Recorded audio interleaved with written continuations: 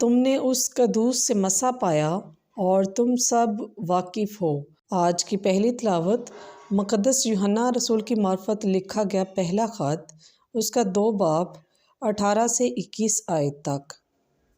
اے بچوں، یہ آخری گھڑی ہے، اور جیسا تم نے سنا ہے کہ مسیح کا مخالف آتا ہے، اب بھی بہت سے مسیح کے مخالف پیدا ہو گئے ہیں۔ اس سے ہم جانتے ہیں کہ آخری گھڑی یہی ہے۔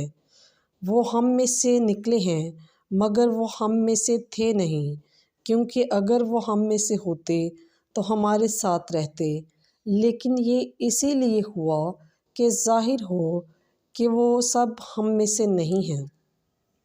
مگر تم نے اس قدوس سے مسا پایا اور سب واقف ہو۔ میں نے تمہیں اس لیے نہیں لکھا کہ تم سچائی سے ناواقف ہو، مگر اس لیے کہ تم اس سے واقف ہو، اور یہ بھی جانتے ہو کہ کوئی جھوٹ سچائی کی طرف سے نہیں ہے۔